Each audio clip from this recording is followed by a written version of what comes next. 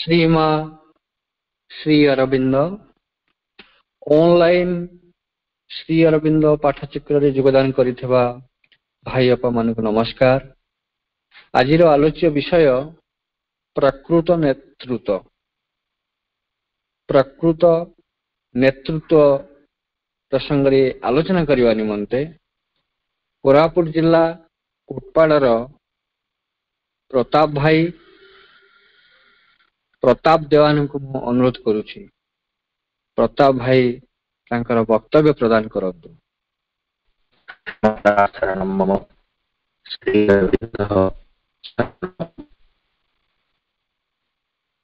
ଓଡ଼ିଶାରେ ପାଠଚକ୍ର ଆନ୍ଦୋଳନଟି ଆରମ୍ଭ ହୋଇଥିଲା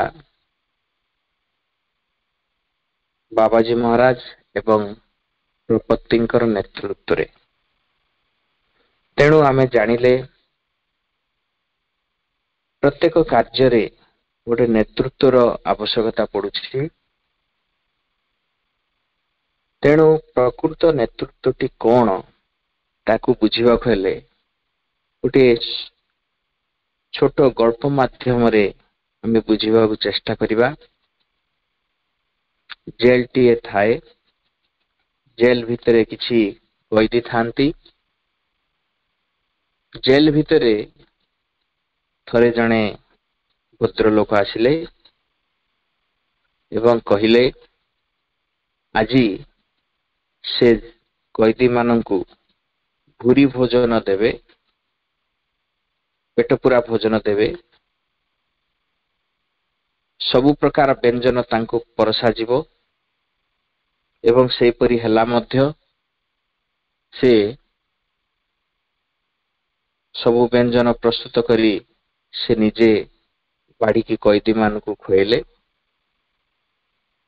କିଛି ଦିନ ଗଲା ପରେ ଆଉ ଜଣେ ଭଦ୍ର ବ୍ୟକ୍ତି ଆସିଲେ, ଯେ କି କଏଦୀ ମାନେ ଯେପରି ଠିକ ଭାବରେ ଶୋଇବେ, ତାଙ୍କୁ ଯେମିତି ଗରମ ନ ଲାଗେ ସେଇଟା ଲାଗି ଫ୍ୟାନର ବ୍ୟବସ୍ଥା କରିଦେଲେ। ଥଣ୍ଡା ଯେମିତି ନ ଲାଗେ ସେଥିଲାଗି ଉତ୍ତମ କଅଁଳିଆ କମ୍ବଳର ବ୍ୟବସ୍ଥା କରିଦେଲେ। କିଛି ଦିନ ପରେ ଆଉ ଜଣେ ଭଦ୍ର ଲୋକ ଆସିଲେ, ଯିଏକି କିଛି ଦେଲେ ନାହିଁ, ବରଂ କହିଲେ ଆଜିଠୁ ତୁମମାନଙ୍କୁ ମୁଁ ଏଇ ଯୋଉ ବନ୍ଦ ଦରବାଜାରୁ, ଏଇ ବନ୍ଦ କବାଟ ମଧ୍ୟରୁ ମୁଁ ଖୋଲିଦେଲି। ବର୍ତ୍ତମାନ ତୁମେ ମାନେ ମୁକ୍ତ। ତୁମେ ମାନେ ଯିଏ ଯୁଆଡେ ଚାହିଁବ ସେଇ ଆଡକୁ ଯାଇପାରିବ। ବର୍ତ୍ତମାନ ଆମ୍ଭେମାନେ ଜାଣିପାରିବା ଏଇ ଯୋଉ ତିନି ବ୍ୟକ୍ତି ଆସିଥିଲେ, ପ୍ରଥମ ଦି ବ୍ୟକ୍ତି ଦେଇଥିଲେ, ତୃତୀୟ ବ୍ୟକ୍ତିଟି କିଛି ଦେଇନଥିଲେ, କିନ୍ତୁ ସେଇ ବନ୍ଦ କୋଠରୀଟି ଖୋଲି ଦେଇଥିଲେ। ତ କଏଦୀ ମାନେ ତାଙ୍କ ପ୍ରକୃତ ନେତା କାହାକୁ କହିବେ? ନିଶ୍ଚୟ ଯିଏ ସେମାନଙ୍କୁ ସ୍ୱାଧୀନତା ଦେଇଛି। ସ୍ୱାଧୀନତାର ମୂଲ୍ୟ ସେତେବେଳେ ହୁଏ ଯେତେବେଳେ ସ୍ୱାଧୀନତାର ଶିକାର ହଉ। ବର୍ତ୍ତମାନ ଆମକୁ ଏତେ ବୁଝା ପଡେ ନାହିଁ। ତେଣୁ ପ୍ରକୃତ ନେତୃତ୍ୱ ହଉଛି ସିଏ ନେବେ ଯିଏ ଆମକୁ ପରିପୂର୍ଣ୍ଣ ଭାବରେ ମୁକ୍ତ କରିଦେବେ। ବର୍ତ୍ତମାନ ଆମେ ସମସ୍ତେ କହିପାରିବା ଆମେ ସମସ୍ତେ ସ୍ୱାଧୀନ ଭାରତର ଗୋଟେ ନାଗରିକ। ଏଇଟା ଗୋଟେ ବାହାର ଦୃଷ୍ଟି। ବର୍ତ୍ତମାନ ମଧ୍ୟ ଆମେ ପରାଧୀନ ହେଇକି ରହିଛେ। ପରାଧୀନ ଆଉ କାହା ପାଖରେ ନୁହେଁ, ନିଜ ପାଖରେ। ତେଣୁ ମା ଧ୍ୟାନ ପ୍ରାର୍ଥନାରେ ଗୋଟିଏ ଫର୍ଦ୍ଦରେ ଲେଖୁଛନ୍ତି, ହେ ଭଗବାନ ମୋତେ ନିଜଠୁ ନିଜକୁ ମୁକ୍ତ କର। ପ୍ରକୃତରେ ନିଜ କୋଠରୀ ଭିତରେ ଆମେ ନିଜେ ବନ୍ଦ ହେଇକି ଅଛେ,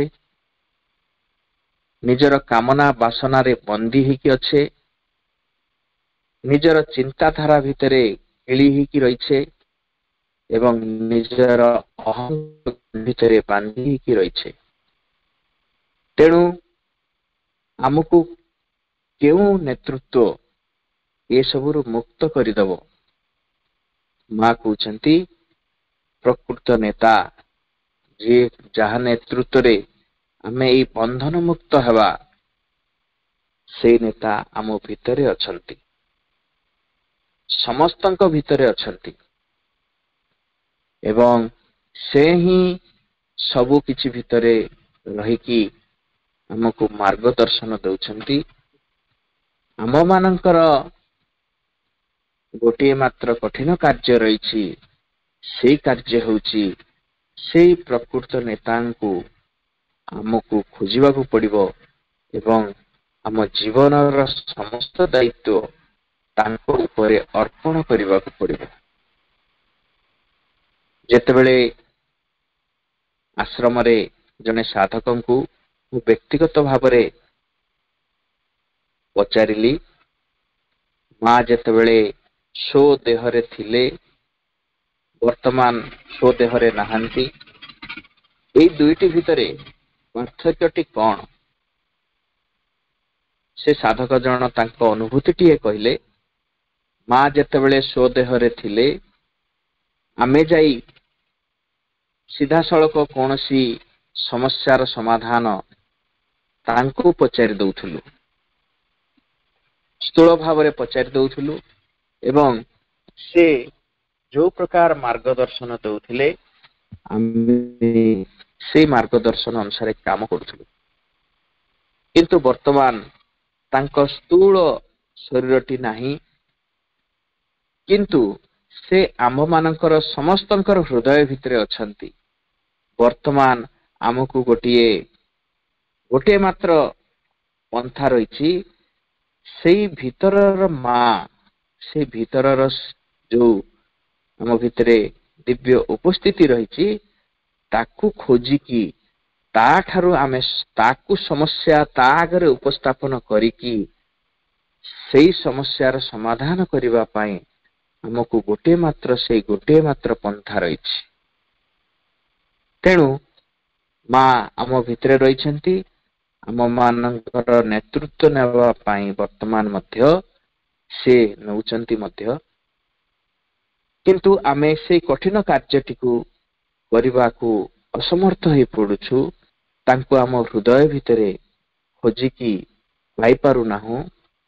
କିଛି ଲୋକ ନିଶ୍ଚୟ ପାଇପାରୁଥିବେ।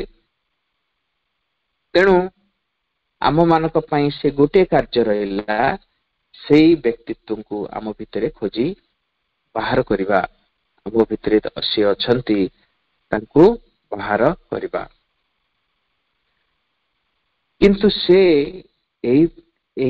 ଏପରି ଏକ ଆମ ଜୀବନର ନେତା ଯାହାଙ୍କୁ ଡାକିଲେ ସେ ଆସନ୍ତି। ଯେମିତି ବର୍ତ୍ତମାନର ରାଜନୈତିକ ନେତାମାନେ ସବୁବେଳେ ଆଶା ପୋଷଣ କରନ୍ତି ଯେ ସେମାନଙ୍କୁ ବିଭିନ୍ନ କାର୍ଯ୍ୟକ୍ରମରେ ଅତିଥି ରୂପେ ଡକାଯାଉ। ଏପରିକି ଡକା ଯାଇ ନଥିଲେ ମଧ୍ୟ ସେମାନଙ୍କର ପ୍ରତିନିଧି ମାନଙ୍କ ସାହାଯ୍ୟରେ ଖବର ପଠାନ୍ତି ସେମାନଙ୍କୁ ଯେମିତି ଡକାଯିବା ଦରକାର। କିନ୍ତୁ ଆମ ଭିତରେ ଯିଏ ଆମ ଜୀବନର ନେତା ରହିଛନ୍ତି, ସେ ସେଇପରି ନୁହନ୍ତି। ସେ ଜବରଦସ୍ତି କରିକି ନେତୃତ୍ୱ ନେବାକୁ ଚାହାନ୍ତି ନାହିଁ। ସେ ଆମ ଭିତରେ ନୀରବରେ ଅଛନ୍ତି। ଆମେ ଯେତେବେଳେ ତାଙ୍କୁ ନିମନ୍ତ୍ରଣ କରୁ, ସେତେବେଳେ ସେ ସମ୍ମୁଖକୁ ଆସିବାକୁ ରାଜି ହୁଅନ୍ତି। ଆମେ ଯେତେବେଳେ ବିପଥଗାମୀ ହଉ, ସେତେବେଳେ ସେ ଅତି କ୍ଷୀଣ ସ୍ୱରରେ ଆମ୍ଭମାନଙ୍କୁ ଇଙ୍ଗିତ ଦିଅନ୍ତି, ଆମ୍ଭେମାନେ ଗୋଟିଏ ଭ୍ରମ ଭିତରେ ପଡ଼ିଛୁ ବୋଲି। କିନ୍ତୁ ଆମେମାନେ ତାଙ୍କ ସେଇ କ୍ଷୀଣ ଶବ୍ଦକୁ ଦୁର୍ବଳତାର ଚିହ୍ନ ବା ଦୁର୍ବଳ ବ୍ୟକ୍ତିତ୍ୱ ସେ ବୋଲି ଭାବି ତାକୁ ତିରସ୍କାର କରୁ, ତାକୁ ପ୍ରତ୍ୟାଖ୍ୟାନ ମଧ୍ୟ କରୁ। କିନ୍ତୁ ସେ ସବୁବେଳେ କ୍ଷୀଣ ସ୍ୱରରେ ଆମ୍ଭମାନଙ୍କୁ କହି ଚାଲନ୍ତି, ଆମେମାନେ ଭୁଲ ରାସ୍ତାରେ ଅଛୁ ବୋଲି। ତେଣୁ ସେଇ ନେତୃତ୍ୱକୁ ବାଟ ଛାଡ଼ିବା ଆମ ମାନଙ୍କର ପ୍ରଥମ ପଦକ୍ଷେପ ହବ ଆମେମାନେ ଆମ ଭିତରେ ଯାହା ଯାହା ଅଛି ତାକୁ ନିରୀକ୍ଷଣ କରିବା ଏବଂ ତା ଉପରେ ନିୟନ୍ତ୍ରଣ ଅର୍ଜନ କରିବା ଏବଂ ଏହିପରି ନିୟନ୍ତ୍ରଣ ଅର୍ଜନ କରୁ ଆମ ଉପରେ ଆମର ପ୍ରଭୁତ୍ୱଟି ଆସିବ। ସେତେବେଳେ ଆମ ଜୀବନର ପ୍ରକୃତ ନେତୃତ୍ୱ ସେଇ ନେତା ନେବେ ଯେ ଆମ ଅନ୍ତରରେ ଜନ୍ମରୁ ଜନ୍ମାନ୍ତର ପର୍ଯ୍ୟନ୍ତ ଅଛନ୍ତି।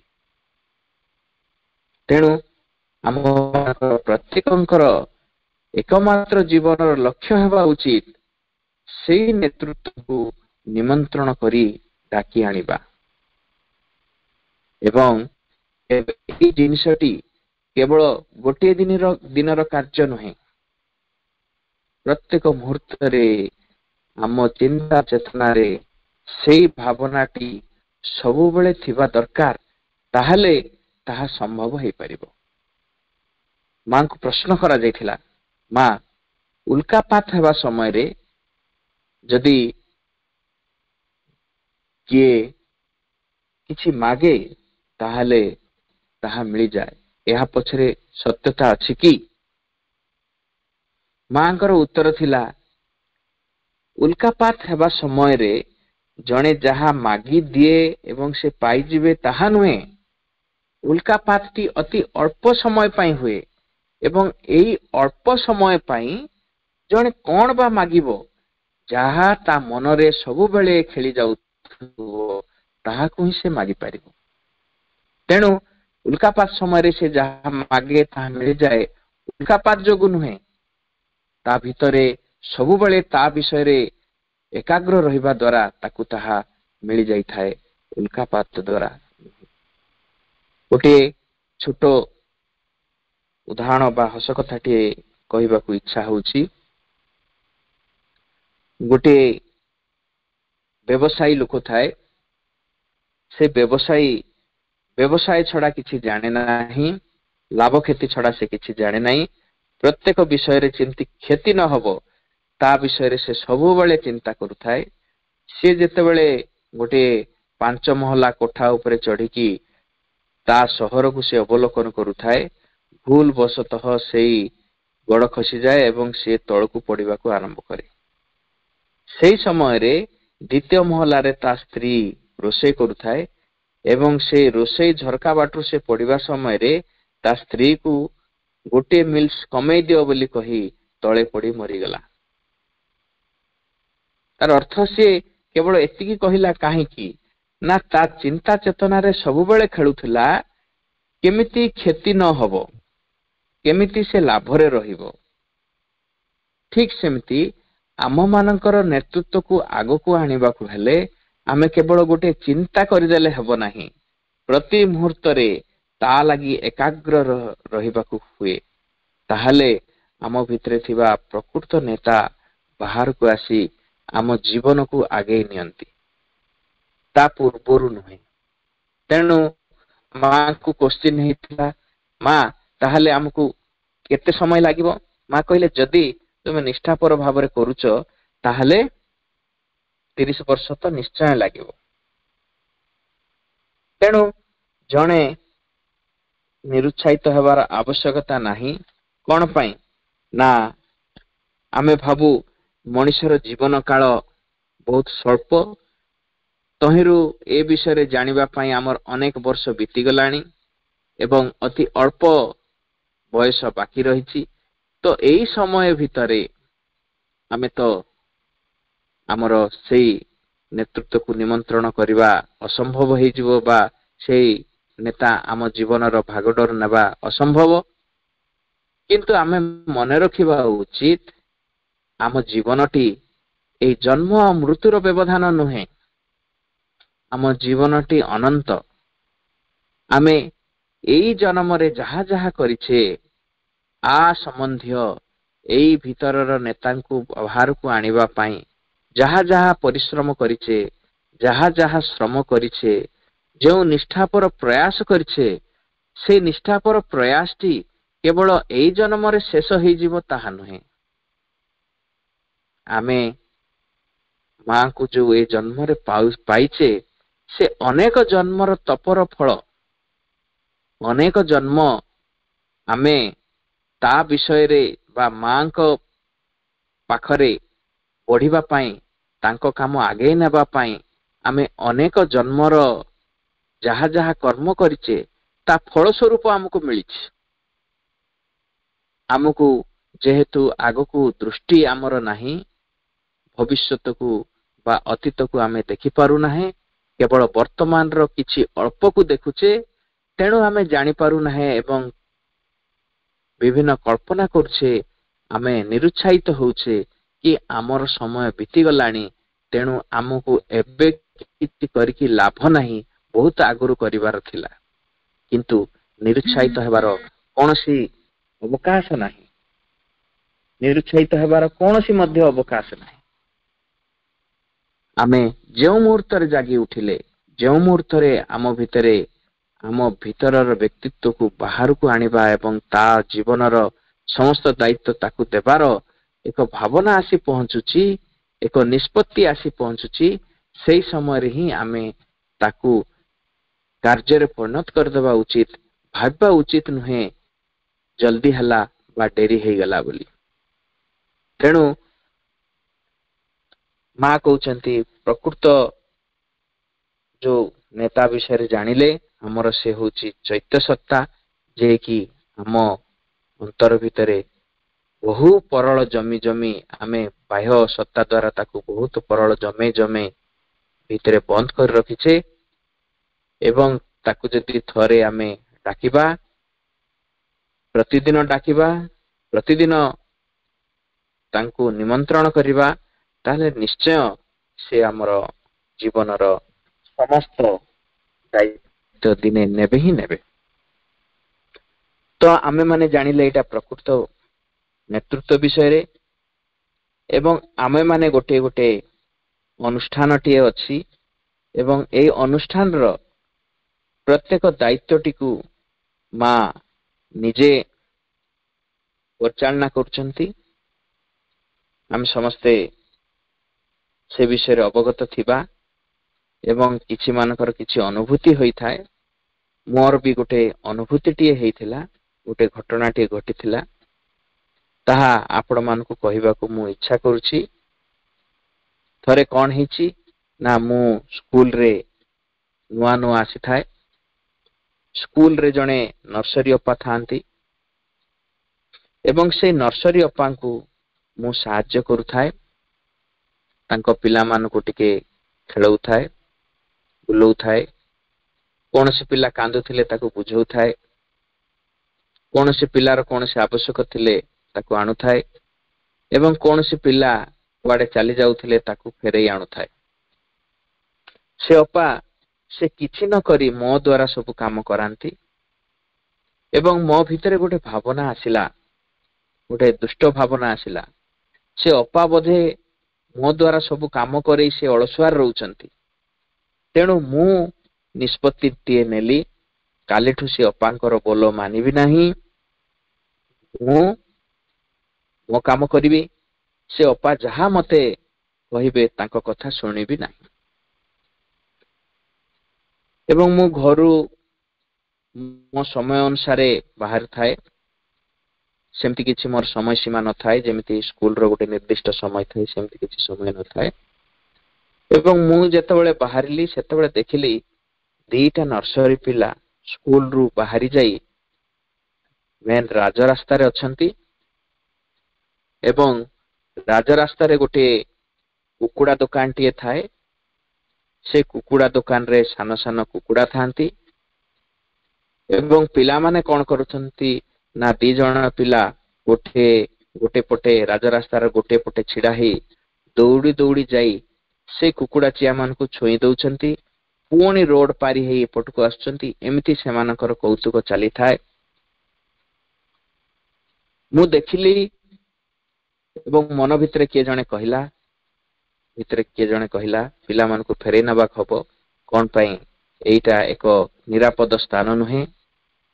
କିନ୍ତୁ ଆଉ ଜଣେ ଆସି କହିଲା ନା ନେବାକୁ ପଡିବ ନାହିଁ, ସେ ଅପାଙ୍କୁ ଆଜି ଗାଳି ଶୁଣେଇବାକୁ ପଡିବ। ସେ ଯତ୍ନ ପିଲାମାନଙ୍କର ଠିକରେ ଯତ୍ନ ନେଉନାହାନ୍ତି, ଦିଟା ପିଲା କୁଆଡେ ପଳେଇଲେଣି, ସେ ଜାଣି ପାରୁନାହାନ୍ତି, ତାର ଅର୍ଥ ସେ ତା କାମ ଠିକରେ କରୁନାହାନ୍ତି, ତେଣୁ ଆଜି ସେ ଅପାଙ୍କୁ ନିଶ୍ଚୟ ଗାଳି ଶୁଣେଇବାକୁ ହବ। ଏହା ଭାବିକି ମୁଁ ସେ ଜାଗା ଛାଡିକି ଆସୁଛି, ଦେଖୁଛି ଗୋଟିଏ ଟ୍ରକଟି ଅତି ଦ୍ରୁତ ବେଗରେ ଯାଉଛି। ମୁଁ ଭାବୁଛି ଆମ ପିଲାମାନେ ରାଜରାସ୍ତା ପାରି କରୁଥିଲେ, କଣ ହବ ଏମାନଙ୍କର।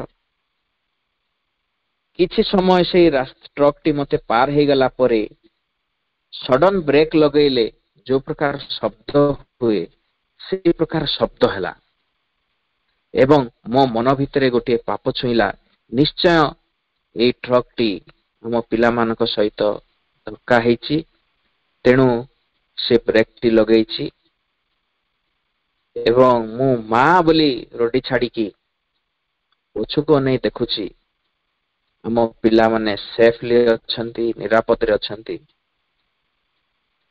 କିଛି ଗାଈ ଯୋଉମାନେ ରାସ୍ତା କଡରେ ଥିଲେ, ଆମ ପିଲାମାନଙ୍କ ପାଖରେ ଟ୍ରକ ପହଞ୍ଚିବା ପୂର୍ବରୁ ସେ ଗାଈ, ସେମାନଙ୍କ ଭିତରୁ ଗୋଟେ ଗାଈଟିଏ କୁଦା ଲଗେଇଛି ରୋଡ ଉପରକୁ ଏବଂ ସେ ଯେହେତୁ ସଡନ କୁଦା ଲଗେଇଛି, ତେଣୁ ଟ୍ରକଟି କଣ କରିଛି ନା ସଡନ ବ୍ରେକ ଲଗେଇ ଟ୍ରକକୁ ରୋକିଛି।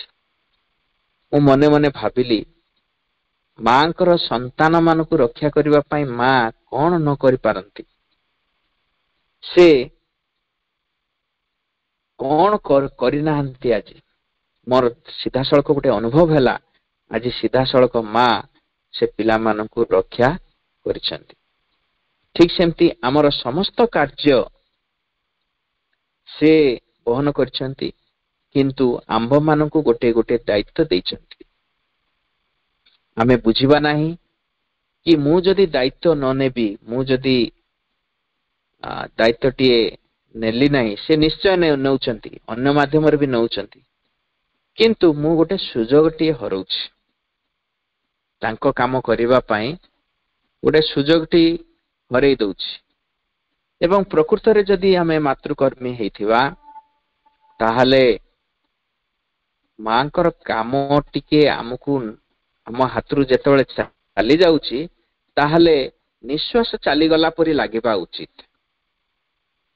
ଆଶ୍ରମରେ ସାଧକ ମାନେ ପ୍ରତ୍ୟେକଙ୍କର ଗୋଟେ ଗୋଟେ କାର୍ଯ୍ୟ ଥିଲା ଏବଂ ଜଣଙ୍କ କାର୍ଯ୍ୟକୁ ଅନ୍ୟ ଜଣେ କରିଦେଲେ ସେମାନଙ୍କ ମନରେ ବହୁତ ଦୁଃଖ ହଉଥିଲା କି ଆଜି ସେମାନଙ୍କୁ ଗୋଟେ ସେବାର ସୁଯୋଗ ଥିଲା, ସେ ସୁଯୋଗଟିକୁ ସେମାନେ ଯେମିତି ହରେଇ ବସିଛନ୍ତି, ଏ ପ୍ରକାର ଅନୁଭବ ସେମାନେ କରୁଥିଲେ। କିନ୍ତୁ ଆମେମାନେ ଯଦି ଆଜି ମୋର ଗୋଟେ ମାଙ୍କର କାର୍ଯ୍ୟ ହେଇଥାଏ, କାର୍ଯ୍ୟ ଗୋଟେ ମିଳିଥାଏ, ଯଦି ସେଇ କାର୍ଯ୍ୟଟି ଅନ୍ୟ ଜଣେ କରିଦେଲା, ତାହେଲେ ଆମେ ଥ୍ୟାଙ୍କ ୟୁ ବୋଲିକି ତାଙ୍କୁ କହୁଛେ ଯେ ମତେ କିଛି କରିବାକୁ ପଡିଲାନି, ଯାହା ହଉ ସେ ଭାଇ ଆସି ସବୁ କରିଦେଲେ। କିନ୍ତୁ ଆମ ମାନଙ୍କୁ ଲାଗିବା କଥା କି ମୁଁ କେତେ ବଡ ସୁଯୋଗଟିଏ ହରେଇଦେଲି, ସେଇ ପ୍ରକାର ଅନୁଭବଟିଏ ଆସିବା କଥା, କିନ୍ତୁ ଆମ ମାନଙ୍କର ଆସୁନାହିଁ। ତେଣୁ ସେ ତ ସମସ୍ତ ଦାୟିତ୍ୱ ବା ସମସ୍ତ ନେତୃତ୍ୱ ସେ ନେଇଛନ୍ତି, କିନ୍ତୁ ଆମ୍ଭମାନଙ୍କୁ ମଧ୍ୟ କିଛି କିଛି ସଂଗଠନ ମାଧ୍ୟମରେ କିଛି ନେତୃତ୍ୱ ନେବା ପାଇଁ ସେ ସୁଯୋଗଟିଏ ଦେଇଛନ୍ତି। ତାକୁ ଅନ୍ୟ କୌଣସି ଭାଷା ନାହିଁ, ତେଣୁ ତାକୁ ନେତୃତ୍ୱ ବୋଲି କୁହାଯାଉଛି, କିନ୍ତୁ ପ୍ରକୃତ ନେତୃତ୍ୱ ସିଏ ନେଉଛନ୍ତି। ଆମେ କେବଳ ଗୋଟେ ମାଧ୍ୟମ, ଏଇ ମାଧ୍ୟମକୁ ସେ ବ୍ୟବହାର କରୁଛନ୍ତି ଏବଂ ସେଇ ମାଧ୍ୟମରେ ଯାହା କରୁଛନ୍ତି ଆମେ ତାର କ୍ରେଡିଟ ନେବା ଉଚିତ ନୁହଁ। ଭଲ ଯଦି ହେଇଯାଏ ଆମେ ତାର କ୍ରେଡିଟ ନେଇଯାଉ, ମୋ ଦ୍ଵାରା ହେଲା ବୋଲି, କିନ୍ତୁ ତାଙ୍କ ଦ୍ଵାରା ହିଁ ସେଇଟା ହଉଛି, ସେଇଟା ଆମେ ଜାଣିପାରୁନାହୁଁ। ତେଣୁ ଯିଏ ପ୍ରକୃତରେ ଲିଡର ହବ, ଯିଏ ପ୍ରକୃତ ନେତା ହବ ଆମ ଏଇ କାର୍ଯ୍ୟକ୍ରମରେ, ସେ କେବେ ମଧ୍ୟ ତାର ବ୍ୟକ୍ତିଗତ ଇଚ୍ଛା ଦୃଷ୍ଟିରୁ से एई लक्ष्यटीकू हासिल करने चाहिए ना। जपरी आम जीवनर लक्ष्यटी है बाबाजी महाराज कर एक वाक्य रे उत्तर रूपांतरित मन प्राण शरीर रे भगवत प्राप्ति ताहा मोर व्यक्तिगत इच्छारू नुहे। एइटा मु चाहे कौन पाई ना भगवान यह चाहती। मु एइटा हासिल करने को चाहे कौन पाई एइटा हासिल कले माँ बा भगवान प्रीत हेबे। तेणु मु आकु चाहे मु आ द्वारा अमुक लाभ पाइबी बा समक लाभ पाइबी, आ द्वारा मोर अमुक उपकार हबो बा समक उपकार हबो, आ द्वारा मु खुशी रे रहिबी, आ द्वारा आनंद रे रहिबी, आ द्वारा मोर दुख कष्ट रहिबो नाही। ए सब जो व्यक्तिगत इच्छा रही ए सब व्यक्तिगत इच्छा रहिबो नाही। एपरिकी कौनसी प्रकार गोटे सामूहिक इच्छा भी रहिबो नाही। ए इच्छा रहिबो केवल भगवान को संतुष्ट करबा पाई। तेणु जे ए कार्यटी जे ए कार्यटी करिवो तेणु ता पाई जो जो गुण गुड़िक आवश्यक ता भितर गोटे होची निर्भीकता, गोटे हला साहस, गोटे होची अध्यवसाय। ए पथटी होची दुर्ह पथ। आगुरु केबे ए रास्ता रे किए जाई नाहंती एवं बहुत दुख कष्ट रही, बहुत विपद रही। तथापि जे ए रास्ता रे जीवो, जे ए कार्यक्रम नेतृत्व नेब, मु आगुरु कहि देछि नेतृत्व प्रकृत रे मान होचंती, किंतु हमकु नेतृत्व नेबार गोटे सुजोग माने गोटे सुजोग देइछंती। ताहले मते कौन करिया पड़िबो, तांको रिफरेंस रे ही आगो को चलीबा को पड़िबो। जदि तांको रिफरेंस मु नउ नाही ताहले मझी रास्ता रे मो नाक फाटिबार बहुत संभावना रही। तेणु आम मानकु जो गोटे नेतृत्वर दायित्व नहीं छंती, पाठचक्र आंदोलन हो किंबा गोटे संगठन रो हो, ताहले आमे आम मानकर प्रथम कर्तव्य हबो आमे जेपरी तांको रिफरेंस न जे कौन सी कार्य करबा समय रे आमे टिके अंतरस्थ है कि किंबा कौन सी बही अध्ययन करिकी आमे जानिबा उचित मु जो कार्यटी करबा को जाउची तहिरे मांकर अनुमति अछि ना नाही। एवं जने जदि आंतरिक थाए ताको निश्चय तार उत्तर मिल जाए। एटा गोटे डिफिकल्ट बा गोटे कठिन कार्य नुहे। ए कार्यटी माँ को आगरे करी हबो कि करी हबो नाही, माँ को कार्यधारा रे यह उचित ना अनुचित ताहा जानिबा पाई हमको विभिन्न कष्ट करिवार एते आवश्यक नाही। कोन भाई माँ सबु लिखि जाइछंती, आमे तांको ग्रंथटी को जदि टिके अध्ययन करिबा ताहाले जानि ठीक अछि ना भूल अछि। तेणु जे से एतिकी मन रखिबो कि प्रत्येक कार्य रे से माकर सहमति अछि ना नाही प्रथमे से परखि नब। तापरे द्वितीय पॉइंट होची बी एन एग्जांपल। अन्य माने जहा करंतु बोली से जहा चाहिबो प्रथमे से निजे कोथबा उचित। जेमती जोग समन्वय रे श्री अरविंद कहले जो साधना चतुष्टय रही। प्रथमे उत्साह ना शास्त्र बोधे मु ठीक रे कहि पारनै। उत्साह बोली भाबुची। उत्साह, शास्त्र, गुरु एवं समय काल, ए जो साधना चतुष्टय रे कहउचंती सेठी कहउचंती जने गुरु केमती शिक्षा दान करंती तार तीनटी उपाय अछि। फास्ट कथा होची से शिक्षा दान करंती किछि कहंती। द्वितीय होची दृष्टांत, तृतीय होची प्रभाव।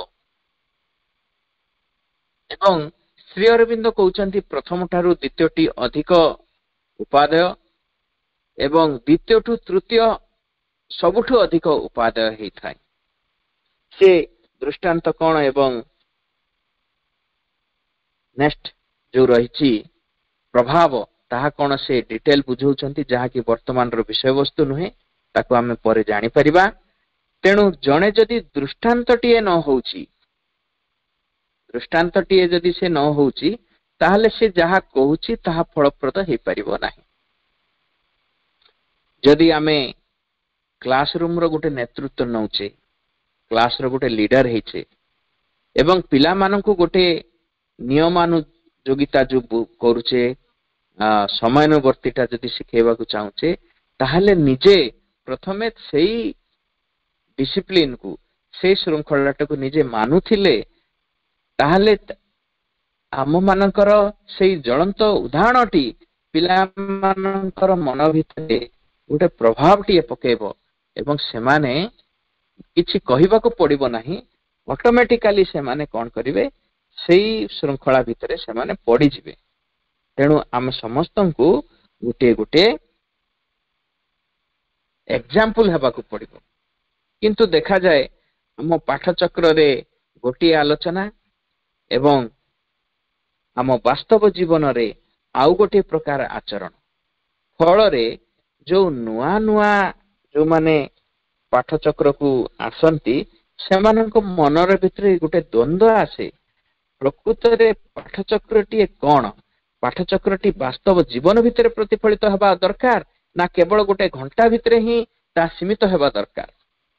तेणु आम मानक आम जीवन रे पाठचक्र भितरे जहा आलोचना होउची ताकू प्रतिपादित करबाक पड़िबो, ताकू आचरण रे देखेबाक पड़िबो। ताहले आमको किछि कहिबाकू पड़िबो नाही, आमको किछि भी कहिबाकू पड़िबो नाही। आम प्रभाव ही तांकू परिवर्तित कर देई पारिबो। किंतु मने रखंतु, परिवर्तित करदेबा मध्य आमर लक्ष्य हेबा उचित नुहे, सेटा ऑटोमेटिक हबो। आमे लक्ष्य रखिबानी मु एमती आचरण कले अन्य माने परिवर्तित हेबे बोली, सेमती भी लक्ष्य रखिबानी।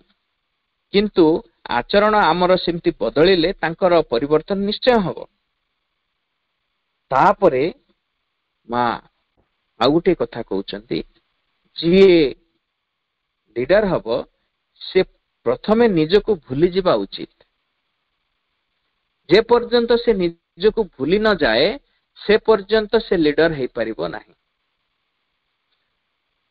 समूह को जदि आगे नेबाक हुए, ताहले निजको भूली जिबाकू पड़िबो। श्री अरविंद मध्य हमकू तार एग्जांपल ही देखैछंती। जदि से निजे अमर हेबाकू चाहि थांते, तांको हाथ पाहांतार थिला,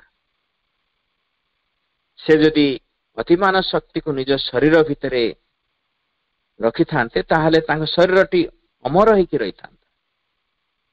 किंतु से आम पाखरे गोटे उदाहरणटी हेले, से निज पाई करू नाहंती, जगत पाई करूछंती।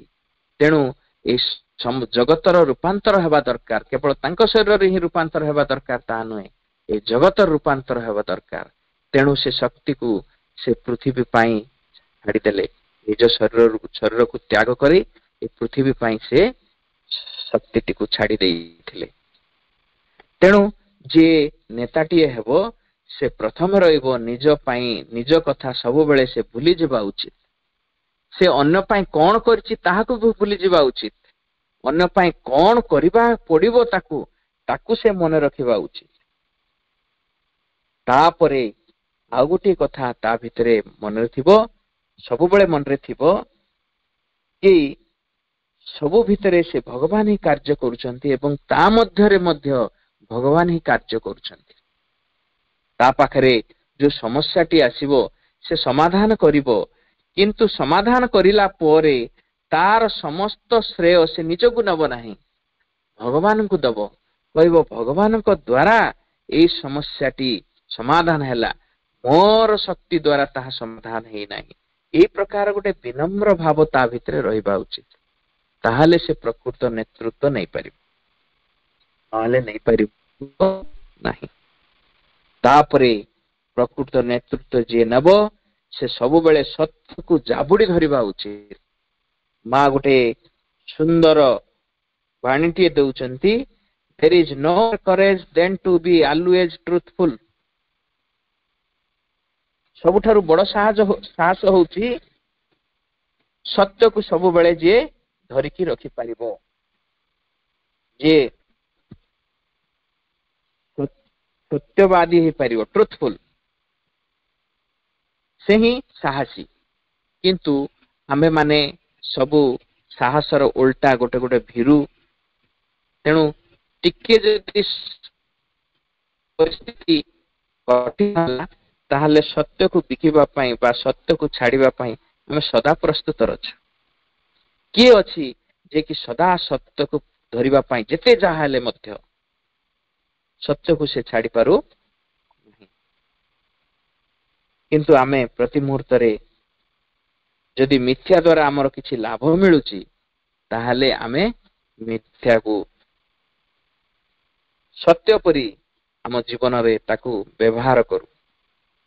ଯେମିତି ଇଂରାଜୀରେ ଗୋଟେ ମାନେ ଅପୋଜିଟ ଶବ୍ଦକୁ ବୁଝେଇବା ପାଇଁ, ଯେମିତି ଆମେ ସବୁ ସମସ୍ତେ ହେଲୁ ମାନେ ସିନସିୟରଲି ଇନସିନସିୟର, ଅର୍ଥ ଆନ୍ତରିକ ଭାବରେ ଅନାନ୍ତର। ଠିକ ସମସ୍ତେ ଆମେ ସେଇ ପ୍ରକାର ଅବସ୍ଥାରେ ଅଛୁ, ଆମେ ସେଇ ସତ୍ୟକୁ ଧରିପାରୁ ନାହୁଁ। କଣ ପାଇଁ? ଅସତ୍ୟ ଦ୍ୱାରା ଆମେ ଲାଭ ପାଉଛୁ ବୋଲି କଣ କରୁ ନା ଗୋଟେ ଭ୍ରମ ଧାରଣାଟିଏ ଆମ ଭିତରେ ଥାଏ। ଯେମିତି ଦୁଇଟି ସ୍ତ୍ରୀ ଲୋକ କଥା ହଉଥିଲେ। ପ୍ରଥମ ସ୍ତ୍ରୀ ଲୋକ ଦ୍ୱିତୀୟ ସ୍ତ୍ରୀ ଲୋକଟି କହୁଥିଲା, ମୋ ସ୍ୱାମୀ ବହୁତ ଜୁଆ ଖେଳୁଛନ୍ତି, ବଡ ଖରାପ ଅଭ୍ୟାସଟି ତାଙ୍କର କେବେଠୁ ହେଇଯାଇଛି, କଣ ପ୍ରତିଦିନ ଜୁଆ ଖେଳୁଛନ୍ତି। ଦ୍ୱିତୀୟ ସ୍ତ୍ରୀ ଲୋକ କହିଲା, ତାଙ୍କୁ ମନା କରୁନ, କାହିଁକି ସେ ଖେଳୁଛନ୍ତି? ଏତେ ଜିନିଷ ମନା କରୁଛ, ସେ ଶୁଣୁଛନ୍ତି, ଜୁଆ ଖେଳିବାଟା କଣ ଶୁଣିବେନି? ସେ କହିଲେ, ମଲା, ମୁଁ କାହିଁକି ମନା କରିବା, ସବୁଦିନ ବା ସେ ଜିତୁଛନ୍ତି। ତାର ଅର୍ଥ ଯଦି ମିଥ୍ୟା ପ୍ରତିବୃତ୍ତି ଦ୍ୱାରା ଆମେ କିଛି ଲାଭ ପାଉଛେ ତାହେଲେ ସତ୍ୟଟି କେବଳ କଥାରେ ରହୁଛି, କିନ୍ତୁ ଆମର କର୍ମରେ ଆସୁ ନାହିଁ, କର୍ମ ଭିତରକୁ ସେ ଆସୁନାହିଁ। ତେଣୁ ଆମକୁ କଣ କରିବାକୁ ପଡିବ ନା ସତ୍ୟକୁ ସଦାସର୍ବଦା ଧରି ରଖିବା ପାଇଁ ମଧ୍ୟ ଗୋଟେ ସାହସ ଦରକାର। ଯେତେ ଯାହା ହଉ ମୁଁ ସତ୍ୟକୁ ଛାଡିବି ନାହିଁ, କଣ ଅସୁବିଧା ଆସୁ, ଯେତେ ଅସୁବିଧା ଆସିଲେ ବି ମୋ ସହିତ ସେ ସତ୍ୟର ଯିଏ ନେତୃତ୍ୱ ନେଉଛନ୍ତି ସେ ମୋ ସହିତ ସଦାସର୍ବଦା ଅଛନ୍ତି। ଏଇ ବିଶ୍ୱାସ ରଖି ଆମକୁ ଆଗେଇ ଯିବାକୁ ପଡିବ ଏବଂ ଆମର ପ୍ରକୃତରେ କିଛି ବି କ୍ଷତି ହବ ନାହିଁ। ଯଦି ବା କ୍ଷତି ହବ ସେଇଟା ଆମକୁ ତିଆରି କରିବା ପାଇଁ ସେଇଟା ଗୋଟେ ମାଧ୍ୟମ ହବ, କିନ୍ତୁ ପ୍ରକୃତରେ ଆମର ଗୋଟେ ଚେତନାର ଗୋଟେ ପାବଚ୍ଛ ଆମେ ଆଗେଇ ଯିବା ଯଦି ପ୍ରତି ମୁହୂର୍ତ୍ତରେ ଆମେ ସେ ସତ୍ୟକୁ ଧରିଥିବା।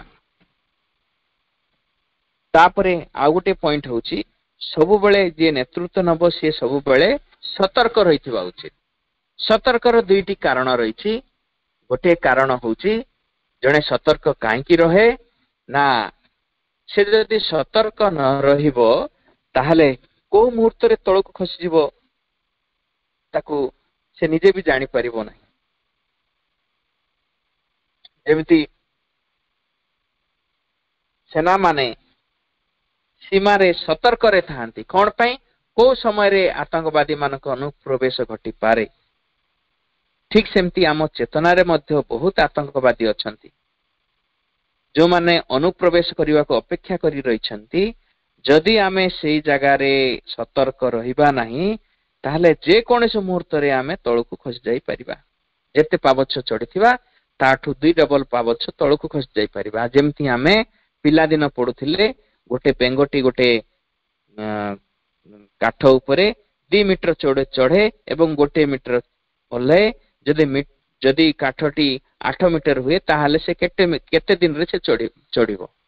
ଏ ପ୍ରକାର କୋଶ୍ଚିନ୍ ଆମେ ପିଲାଦିନ मैथमेटिक्स रे करथिले ठीक सेमती आम चेतना आम जीवन रे मध्य ता गटे आमे दिन रे 2 मीटर चढ़ले राति रे 2 मीटर पुणी ओल्हे आसु एवं सेई गोटे जगार ही तार आर दिन ठू आरंभ करू तेणु आमको प्रथम हैला सतर्क रहिबा गोटे कारण जेतु आमे आम भितरे अनेक जिनस रही जहाँ आमको तलकू खसेबा को जगिकी रही से तलकू जेमती आमे खसी न जीवा सेटा लगी आमे सतर्क रहिबा द्वितीय सतर्कतार द्वितीय कारण होची आम्भे माने एपरी सुजोग आसी पहुंचे मुहूर्त मुहूर्त रे एमती गोटे सुजोग आसे जो सुजोग को जदि थरे आसे से सुजोग समय जदि आमे सतर्क नथिबा ताहले से सुजोग टी आम हाथ खसी जीवो एवं आमको गोटिए माने जो मरामती करा जाई परिबो नै से प्रकार क्षति सहिबा को पड़िबो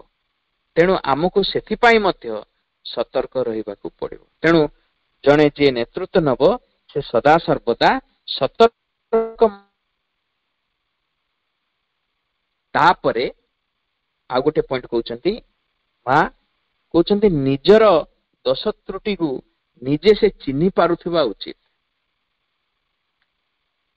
निजर दोष त्रुटि चिन्हिबा पाई माँ अति सुविधा कर देइचंती आमको माँ चिरंतन रे कहउचंती अन्य भितरे जदि दोषटी जदि तमे देखिल जानी रख तुम भितरे भी से दोषटी अछि खाली तमे खोजी की देख थरे टिके अलगा रूप रे थाई पारे किंतु से दोषटी निश्चय अछि तेणु आम्भे माने अन्य भितरे जो दोष देखिले आमे ताकू अभियोग न करी ताकू निंदा न करी आम मानकर मनोभाव रहिबो अरे अरे मु ता भितरे दोषटी देखिली से दोषटी मो भितरे तो निश्चय अछि ना नाई मु टिके देखे ताहले मोते सजाड़िबा पई ही मोर समय बीती जीवो अन्य मानकर मंद बा अन्य मानकर पाप बा अन्य मानकर दोष दुर्बलता देखिबा को मोर समय अंटिबो नाही तेणु मते निजर वीकनेस गुडी को मोर दुर्बलता को चिन्हिबा को पड़िबो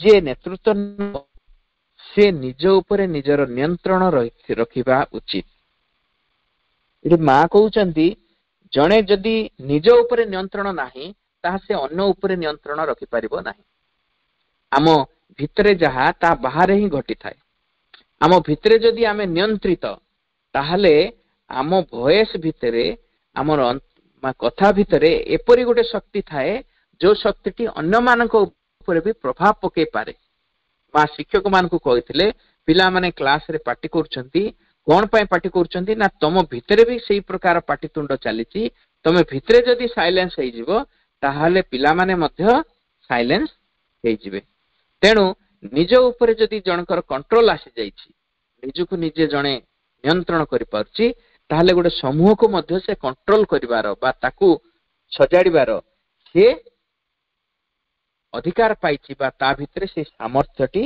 रहिछि तेणु आमको निज उपरे कंट्रोल करिबा बा नियंत्रण करिवार क्षमताटी को हासिल करिबा को पड़िबो तापर मां कहउछंती जे प्रकृत नेतृत्व नबो से परफेक्टली सिंसियर हेबा दरकार जणे जदि परफेक्टली सिंसियर हबो नाही ताहाले मांकर शक्ति काम करिबो जदि सिंसियर कथा कहबे आमे समस्ते सिंसियर होची एमती गोटे जाल से जाल भितरे आमे समस्ते फसिबा किंतु आमको आगे जीवाकू पड़िबो आजिर जाहाकू आमे आंतरिक बोली कहूचे काली को ताहा अनांतरिक ही जाई पारे जदि आमे अग्रसर न होउथबा आमे जदि किछि आगौ नथिबा ताहले आजि जहा करचे जणे व्यक्ति कहउथिले 10 वर्ष पूर्वरु मु कहउथिली कि मांकर कथा गोटे दिन भी न भाबी रही पारिबी नाही 10 वर्ष पर जदि सेई कथा रिपीट हुए 10 वर्ष पर से जदि कहबे मु सेठी एका अछि मु किछि मां को बिना किछि गोटे दिन भी मां को कथा न भाबी कि रही पारिबी नाही ताहले